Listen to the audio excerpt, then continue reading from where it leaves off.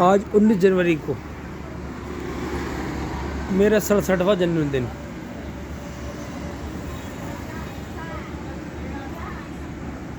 चूड़िया वाली माई के यहाँ के मंदिर में कल सोया था, विश्राम करा था, और वहाँ मालूम चल गया था रक्सौल 48 किलोमीटर है। मैंने तय कर लिया था कि आज हर हाल में 48 किलोमीटर मुझे पार करना है। रक्सौल जो है वो भारत में लगता है और वीरगंज बॉर्डर है नेपाल का।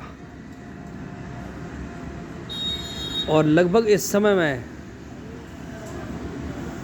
कह सकता हूँ कि आ ही गया हूँ। बस वीरगंज पार करा, बॉर्डर पार हुआ, उसके बाद रक्सौल के अंदर पहुँच जाऊँगा।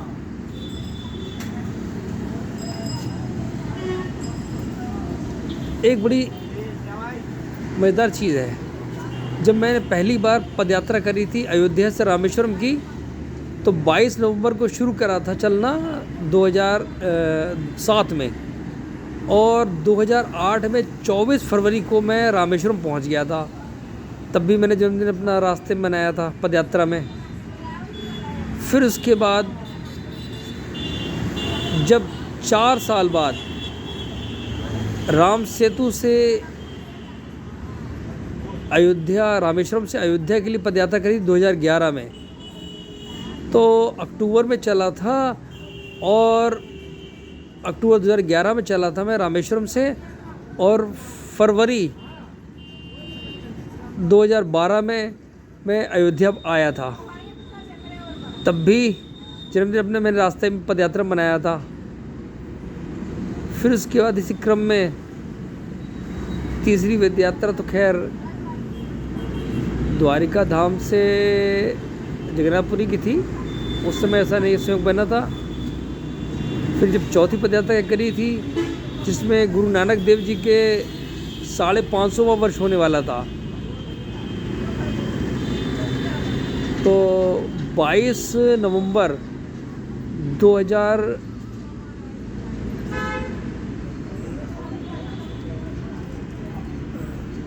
2019 में मैं चला था अमृतसर से, और तब भी मैं पूरे 3 महीने में, यानी कि मैं फरवरी में भी वहाँ पहुँच गया था नांदेड़ महाराष्ट्र में, जिसमें 5 दस्तखत करे थे मैंने। अमृतसर में स्वर्ण मंदिर, फिर दमदमा साहिब, फिर पंजाब में रोपड़ ज़िले में आनंदपुर साहिब, फिर वहाँ से यूपी से चलता हुआ बिहार में पटना में गुरु गोविंद सिंह की जन्मस्थली पटना साहिब, और वहाँ 4 तख़त हो गए थे।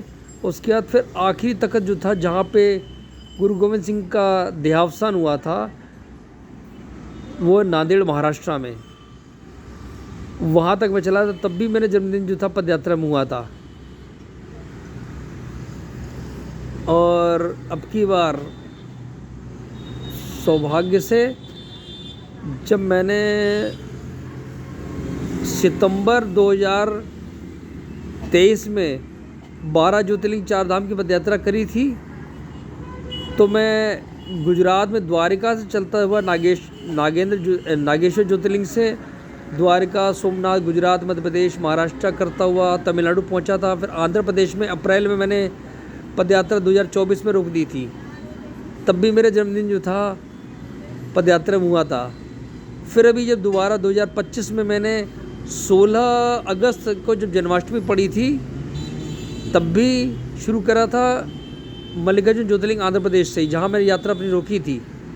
और अब 2026 आज मैं अपनी पदयात्रा में हूँ, और इस समय मैं 12 ज्योतिर्लिंगों में से 10 ज्योतिर्लिंग के दर्शन कर चुका हूँ। 4 धाम में से 3 धाम के दर्शन हो गए। अब नेपाल में पशुपतिनाथ के दर्शन करने के बाद आंध्र प्रदेश से जगन्नाथपुरी, उड़ीसा से होते हुए बैजनाथ, झारखंड, फिर उसका सिलीगुड़ी के रास्ते गुवाहाटी में भीमा शंकर का करके पशुपतिनाथ, काठमांडू में दर्शन कर चुका हूँ मैं 15 जनवरी को, जिस दिन मकर संक्रांति थी। अब मैं जा रहा हूँ काशी विश्वनाथ, जो 11वां ज्योतिर्लिंग होगा, और वहाँ से अयोध्या के रास्ते में जाऊँगा लखनऊ के होते हुए केदारनाथ, बद्रीनाथ। तब भी मेरा जन्मदिन मेरी पदयात्रा में होगा। जय भवानी। कितना अच्छे संयोग है ये सारे के सारे।